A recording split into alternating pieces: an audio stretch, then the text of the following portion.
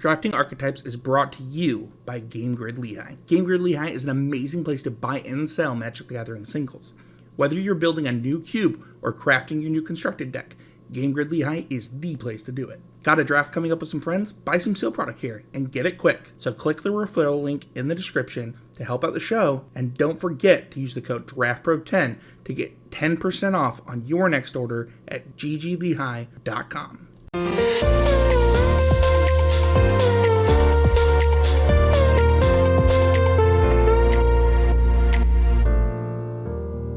Hi everyone, this is Sam Black with Drafting Archetypes, and today I'm going to discuss White-Red in Dominaria United.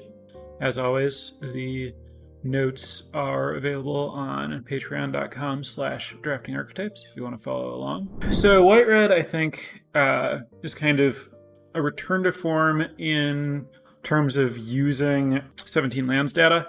I think that what White-Red is doing is very clear and consistent, such that there's not that much variation between white and red decks. There is some, which I'll get to, but I think for the most part, the cards that perform well in aggregate in White-Red will perform well in most decks in White-Red. You still need to, take all the normal things into account in terms of like curve and creature density, especially curve because you're in an aggro deck, and creature density because White-Red can play a variable number of cards that care about how many creatures you have in play. So you do need to manage all of that stuff pretty closely. So it's not like you should always take the card with the highest win rate.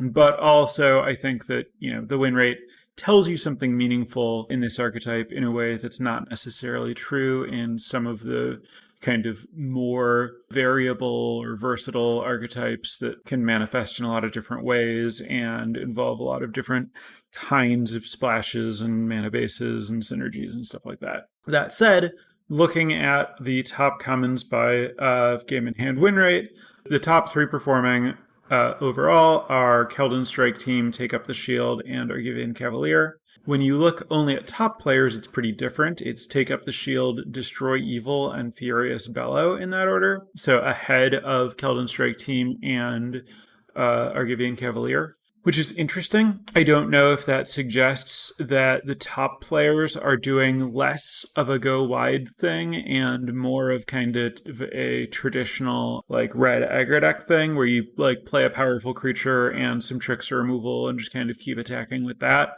and not necessarily, and so they might be looking to have like 14 or 15 creatures instead of like 17 to 19 creatures in their deck. Not totally clear on what's going on there. Also, sample sizes, I think, are pretty small when you only look at top players.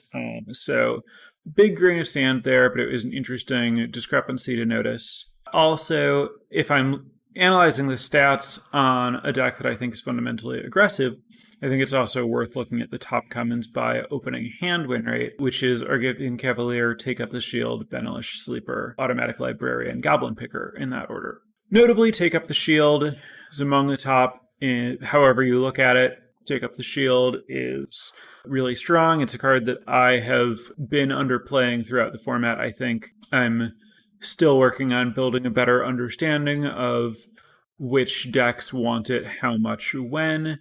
But, to a large extent, I think the answer is if you have creatures and white mana, then you should probably be interested in Take Up the Shield.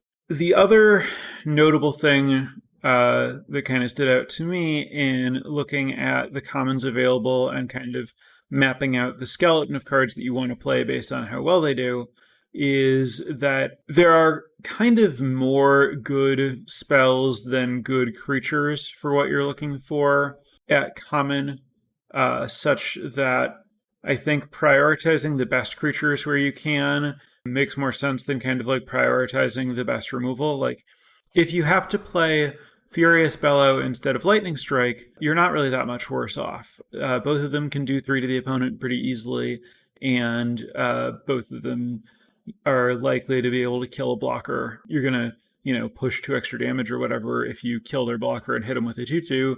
Then if you attack with your 2-2, they block and you kill it with Furious Bellow. but you get to scry with the Bellow. I do think Lightning Strike is a much better card than Furious Bellow, even though notably Furious Bellow strangely has better win rate among top players, whatever. The point is, I think that especially early on, you don't really know if you're going to be more of the, white mentality, go wide deck, or the red mentality, early pressure, kill blockers deck. And when in doubt, having a higher creature count is going to give you a little bit more flexibility in the deck. So that's to say that, I'm inclined to always take Argivian Cavalier over Citizen's Arrest if I think that I'm going to be white-red. And also possibly just in general.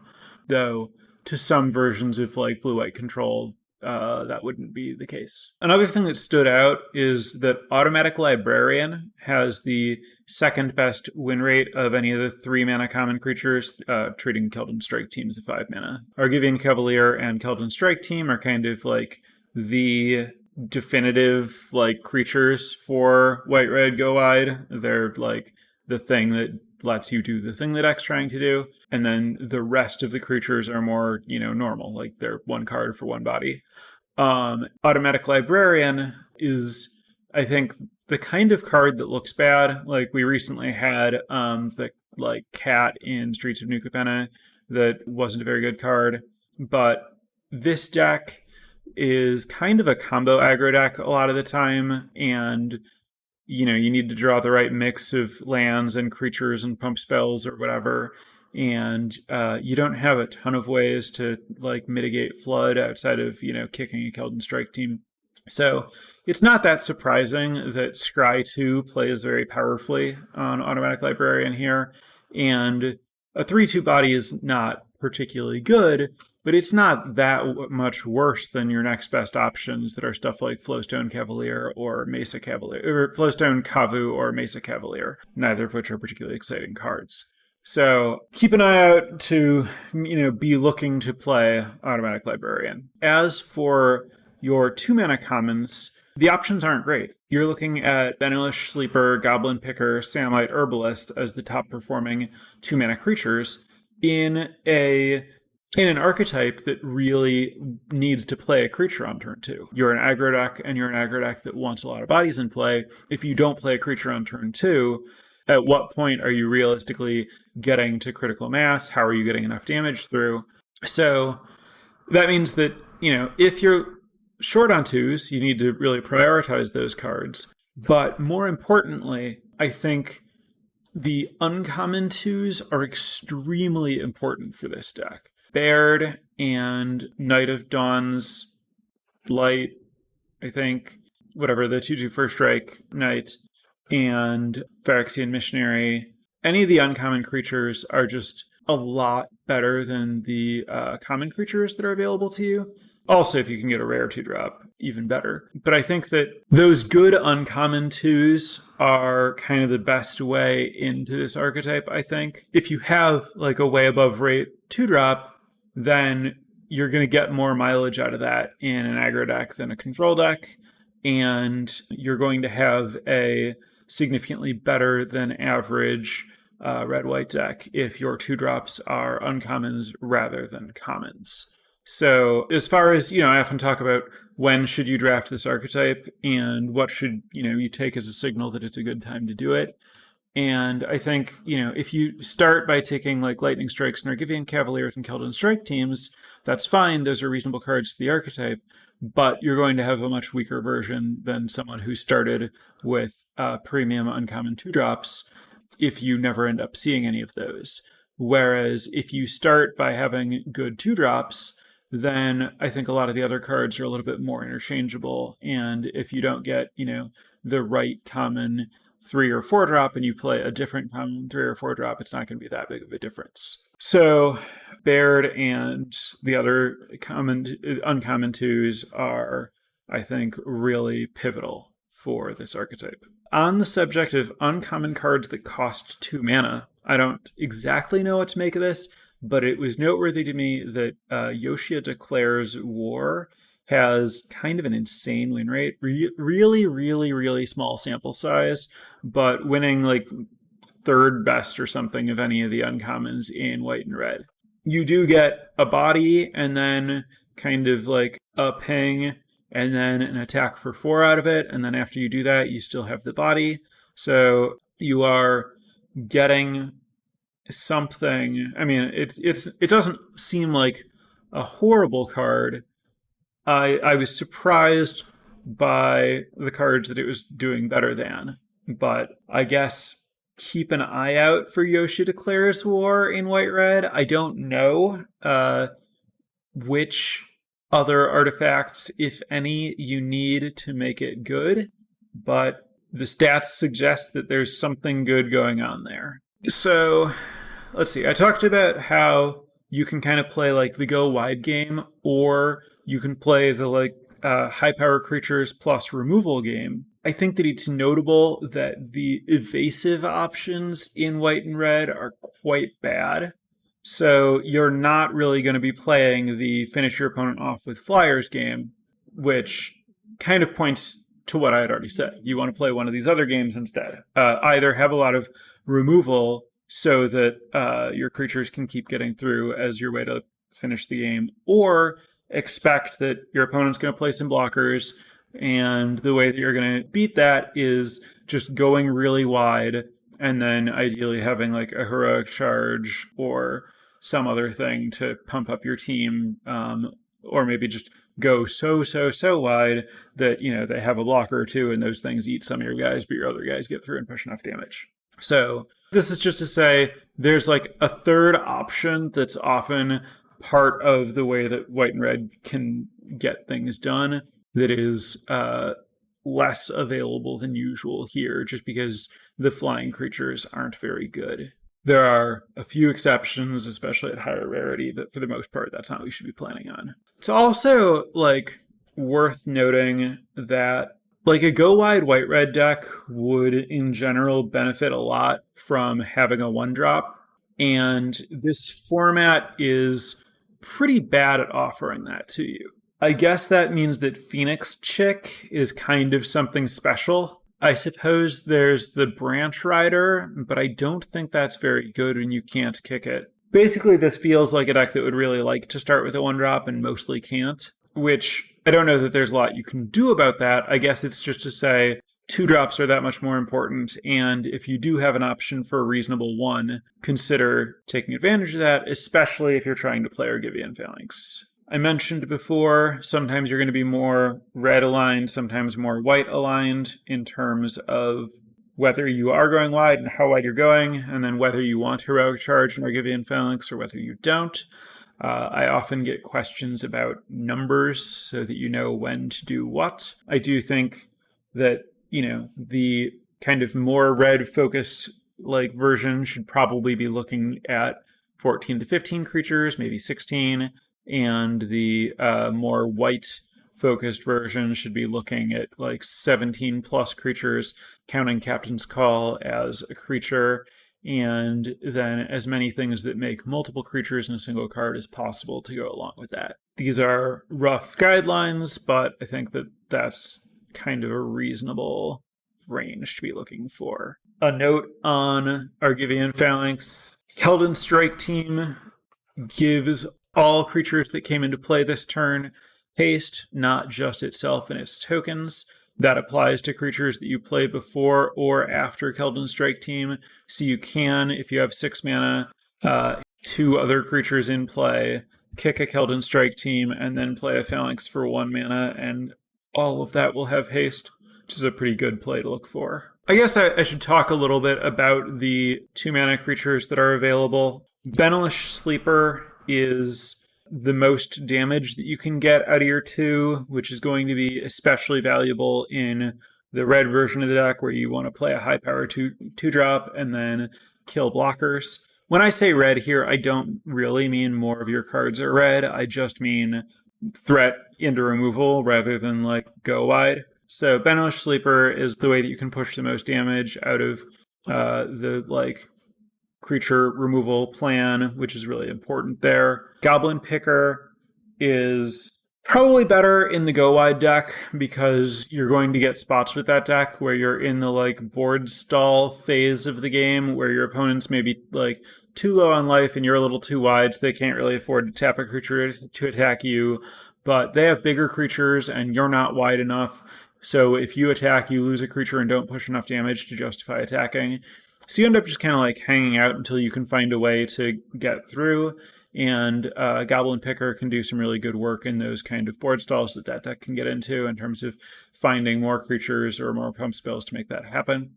And then Samite Herbalist is basically just how good that is as a function of how much enlist you have. It's very good to enlist Samite Herbalist. I think Samite Herbalist is a little bit better than it looks. Its trigger is very powerful. Gain a Life and Scry is, like, those both sound like tiny effects, but together it's pretty significant. Then you also have the 2 mana Enlist, can sack to kill an artifact, which is totally serviceable, especially in the more like red version, especially if you have Samite Herbalists, maybe if you're doing more other Enlist stuff. And Amplifier, again, this is better if you have more spells, so presumably fewer creatures, so presumably less the go wide strategy. And then it also doesn't really work with like Citizen's Arrest. You need to be careful that you're the right version before playing Amplifier. I think for the most part, it's not what you're looking for, but I could see it being better than like the Rootwater 2/2 that kicks for a green, which is kind of bottom of the barrel as far as 2-drops go. I guess Goblin Picker is the best 2-drop, relatively speaking, for go wide, and like Herbalist if you're enlisting a lot, Sleeper if you're kind of killing their stuff. Herbalist is more similar to Sleeper than Picker in terms of what kind of deck wants it. You do 1 less damage, but you gain a life and you get to scry if you just, kill a blocker, and that lets you attack with Herbalist. And then, of course, again, it's better the fewer of any of these you can play if you have more good uncommon 2-drops, but it's also, you really want, I would say, between 6 and 8 2-drops, since you don't have ones and you really want to start with a 2. You're unlikely to see that many good 2-mana uncommon creatures, so you're going to need to play some of the 2-mana common ones. All right, I think that covers my notes and overview, so I'm going to turn this over to chat for questions. So, any questions you have, please ask now. While people are thinking about those, I want to thank the newest patrons of the podcast at patreon.com/draftingarchetypes. Thank you to Gorm, Newbie Jailer, and Shin Hung on your becoming patrons of the podcast. Really appreciate it. And, okay, questions. What are your feelings on Twinferno? I think Twinferno is mostly for the green-red tricks deck. I don't think it has a place in most, if any, white-red decks. You're not very high on really high-power creatures. You're not playing a lot of pump spells that give you high-power creatures. You're not really going to get the most out of that card in this archetype, and it's not really helping you with your game plan in general. You said to prioritize good creatures over good spells. Which common creatures should you take over premium spells like Take Up the Shield and Destroy Evil, assuming it's early in the draft? I think you should probably take Cavalier and Strike Team over Lightning Strike and Destroy Evil if you know that you're white-red. Then, of course, the good uncommons over uncommon and common removal. There really aren't that many premium common creatures, which is why you need to prioritize them so highly. If you are low on 2-mana creatures, then you might need to take a Sleeper or a Picker over a removal spell. I would only do that if I were pretty desperate. It really is mostly just Cavalier and Strike Team that are, to my mind, really premium creatures. There are several high mana commons that seem like they could be good fits. Captain's Call, 3/4 Trample Griffin, 3/4 Trample Griffin, Outrider. Yeah, I agree. There are more 4 and 5 mana cards than you want. I think that you should never prioritize any of them, but it's okay to play a few of them. Obviously, if you're more in the go wide space, Captain's Call is going to get a lot better than if you're less there. If you're more actively doing enlist stuff, so if you're playing Samite Herbalists anyway, then the 3/4 Trample is better than if it isn't. Outrider is better if you're not going wide than if you are. but it's kind of generically fine. I think Griffin is also kind of generically fine. Both are like not very good, but these are the cards that are going to like round out your deck once you have like, play your 2 and 3 mana creatures over them for the most part, and then play 4 and 5s to get up to like the creature count that you need, essentially. Oh, there was another thing that doesn't directly tie into this that I wanted to talk about that I've forgot to get to, which is people who have watched me probably know that I don't draft white-red very much. Partially that's just my playstyle. I generally prefer more controlling, less all-in aggro decks. But the other concern that I have with white-red is that it doesn't pivot well. You don't have a lot of off-ramps. Part of that is you don't want non-basic lands, and it's just a lot easier for you to pivot and take advantage of like random good cards that you could see that you can potentially splash or whatever if you're prioritizing non-basic lands. But also, the cards that matter most to you are just not the cards that are best in other decks. Like if you're taking Argivian Cavalier and Strike Team over Destroy Evil and Lightning Strike, and then you want to pivot into some other deck, you have taken a weaker common in your color over a stronger common in your color in the context of whatever else you would become for the most part. Also, like white-black is strategically pretty similar to this. Theoretically, white-green can be similar. Theoretically, red-black can be similar. But I think both of those are like not very strong, not very common, not something you're really going to be wanting to or looking to pivot into. So I think that you get kind of stuck where you're just like a little bit on rails and a little bit just like hoping that it's there if you like go into red and white early, and it can be hard to get into late, again, because it just kind of wants different things than other decks do.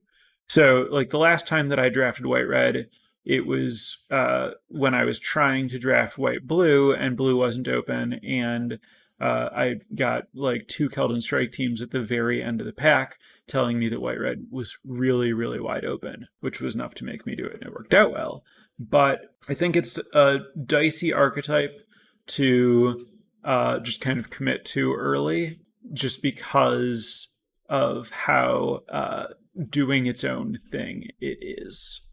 I think, that's very much speaking about my perspective and the way that I draft. I think that, if you are generally an aggro player, there are probably more ways to draft flexibly such that you are, I'm going to be a red aggro deck. Maybe I'm red-blue, maybe I'm red-green, maybe I'm red-white. All of those are reasonable.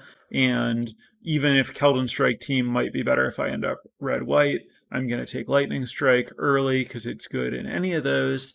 And then if the Keldon Strike Team wheels, then I got a really high-value card late and I can commit to red-white. I think there is an approach to just kind of like drafting flexibly in an aggressive-minded way, but that is pretty different from how I draft.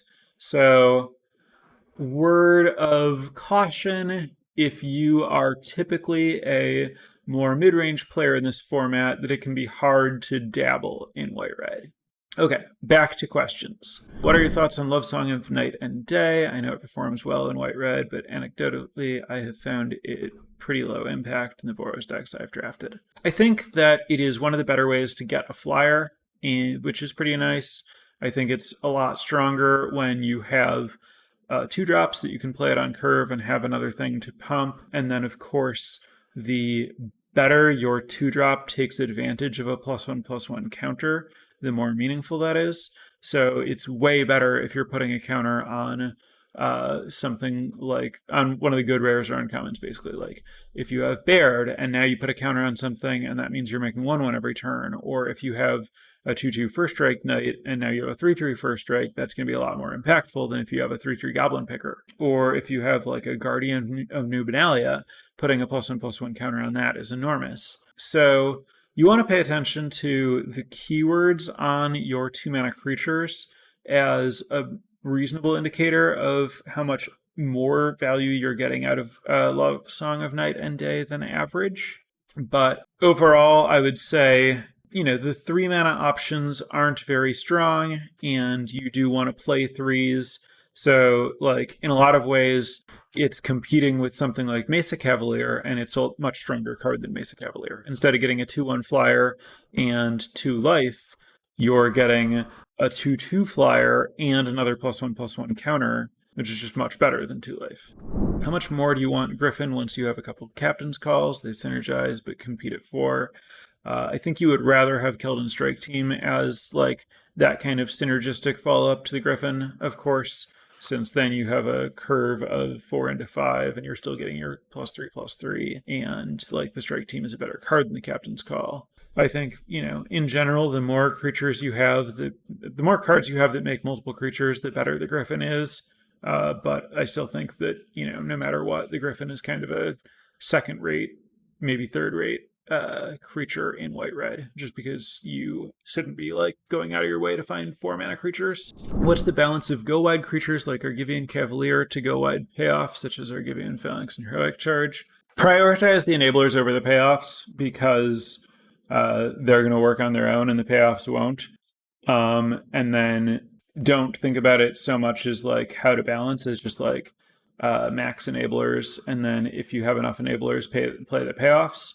Then the question is, what's enough enablers? And as much a function of like general creature count as it is number of enablers. Like count enablers is like 2.5. There's like 1.5 to 2 creatures, I guess, basically, depending on what they are. When figuring out if you want Phalanx and Charge, and then also just think about like what your curve and how they fit into the like strategy that you see your deck playing. Like, do your creatures trade off much or not? I think that, Phalanx and Heroic Charge want to go in the same deck, but they're kind of competing for the same role. They're cards that are only good if you have a wide board, so you don't want to have like too many of them total. How many Strike Team is too many? I'm not sure if that's a thing. Like, you get to the point where the extra ones aren't quite as good as the previous ones, and you get to the point where you start casting some of them for 3 mana. Which isn't ideal, but it's not that bad. And it means that like you are reliably doing the thing late, and Strike Team followed by another Strike Team can be pretty backbreaking. So I think that, like I wouldn't start to worry about it until I had like 5 or so. Next up, I saw that the black duels have a really high win rate at top player in white-red. What do you think that's for? Why not the blue duels with Raph and Belmore? I would guess it's because the top players are not playing the black duels very often. It would only be if you have something really, really good to do with them. And that would be, I think, specifically kicking Phyrexian Missionary, or more importantly, kicking Archangel of Wrath. I think the correlation with Archangel of Wrath in particular is likely to push its win rate up pretty high, given how much of a bomb that card is. When do you use Chapter 1 on Love Song? So my general answer to that is when you're on the play and your opponent didn't play a 2, so that they're very likely to need to discard, with the note that even when you do that, you are giving up 2 damage because you're like getting your creature and your counter later, 2 or so damage. So you still kind of want to be careful about it.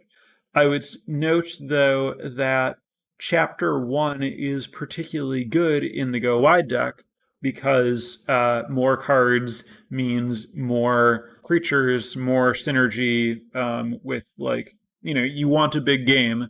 Both players having more cards makes the game bigger. So I think that if you are like a Heroic Charge deck, you are particularly interested in Chapter 1 of Love Song, and I think that that's like a reasonable thing to be thinking about when drafting and playing Love Song that I hadn't really considered until talking about it now. Do you think it's worthwhile to play Molten Monstrosity as a curve topper? I highly doubt it. You're very unlikely to get it down particularly early, and having a creature that you can't play makes a lot of your stuff worse. There is a chance that you could play it in some very enlist-heavy versions of the deck, but for the most part, I don't think this is the archetype that's looking for Molten Monstrosity, which I think doesn't even perform especially well in most of the color pairs in most of the decks where it's better.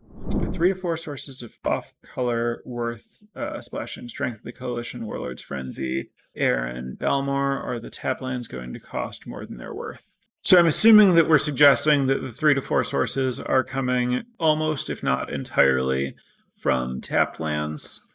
I think the fact that there aren't ones makes the tap lands hurt a lot less than they would if the format had good ones available. The ceiling on Balmor is a lot higher than the ceiling on Aaron, for example. So I'd be a lot more inclined to splash Balmor than Aaron. I would still need to make sure that my deck was particularly good at triggering Balmor. Balmor's in this kind of weird spot in terms of being between the red deck that wants more spells and the white deck that wants more creatures, because you want to be go wide, but you also want to have things that trigger it. So if you're going to play Balmor, note that it's going to work particularly well with Captain's Call. Strength of the Coalition is an interesting one because, something like Warlord's Frenzy, you can cast if you don't have the black kicker, and then it's just nice if you do. Whereas the base on that is green, and then it's really strong if you can cast it kicked if you're going wide. I think I would not be inclined to splash. I think I'm not inclined to splash Balmor.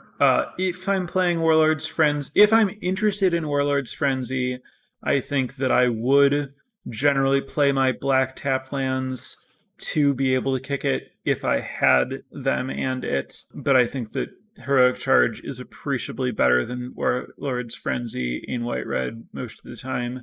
I think Balmor is a pretty legitimate splash, but I'm going to be trying to prioritize Goblin Picker and Automatic Librarian more than I normally would if I'm trying to splash a card that actually requires another color of mana. And then Strength of the Coalition, I think, is weaker than Balmor, but might exist in a similar space. I'm not really sure about that one. General thoughts on Balduvian Berserker, situationally playable or not. So that's the 1/3 enlist that does damage equal to its power when it dies. I think that card is at its best in red-black. I think red-black is the place where it's very good, and that's because red-black is going to be able to sacrifice it on command to get damage out of it. I think, and note that it's particularly good with Phyrexian Warhorse because of the ability to sack other creatures to the Warhorse, enlist the Warhorse to get a very powerful Berserker, attack with that, and then sack the Berserker to the Warhorse to throw it for double damage, basically. I think in white-red, it's a playable 3.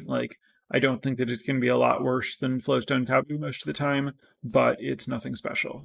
Berserker also good with Infusion. I suppose there's some synergy there. The problem is, if you're trying to take advantage of the fact that it's getting the -2 so that it, dies on command, you still need, a spot where they were trying to, chump it or something, blocking it and not killing it. So it's not, it would be significantly more of a combo if it were +3, -3. Every now and then you'll get to do something cute with that, but I think that the exact interaction you want is a little too narrowed for me to really want to build around. Do you ever want equipment? Maybe for Baird. I think I would need multiple Bairds. So I don't think you ever want Axe. I think that there aren't enough keywords among your creatures in general for +2/+0 to be worth what you want to get out of it, and it also cuts into your ability to go wide. As for the uncommon equipment that does really good things on legendary creatures, I think there's kind of a sub-archetype that uses that card if you have a bunch of legendary creatures, and Baird is kind of among the best of them because then you're getting your Baird triggers automatically, and it's a legend for the special perks.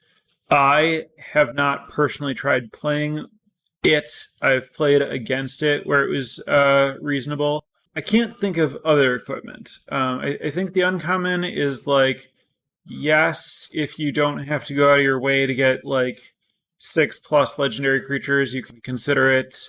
Don't play the Axe. And ask specifically if there's another piece of equipment I'm forgetting about. It's suggested that the Weatherlight might be worth talking about. theoretically, the Weatherlight can take advantage of making a lot of tokens because more things are dying. I think it's a trap. I think that the Weatherlight is horrible to draw. So the Weatherlight's the mythic that scries when things die, and then when like 4 or 5 things have died, it becomes a 5/5 flyer. It's very slow to turn on and very easily dealt with when it does turn on. A format with Destroy Evil and Tolarian Geyser is very hostile to the payoff that you get. I am not really a believer. I'm more on the side that you should never put the Weatherlight in a deck. Why is the Crusher so much worse than the other common 2s? I don't think it is that much worse than the other common 2s. I think it's pretty comparable. If it has appreciably worse stats, I think that it is weaker than Sleeper, Picker, and Herbalist. I think that it doesn't attack as well on its own as Sleeper and Herbalist, and like Picker's ability matters more than Steel Crushers. And so then the reason it would have appreciably worse stats is just that it might be just that important how good your 2 is. But as far as like the gap between having a 2 and not having a 2 is so big that I think, you should play Steel Crusher over like not playing a 2 if it means that you would, only have, 1 less 2 in your deck for most numbers of how many 2s you would have.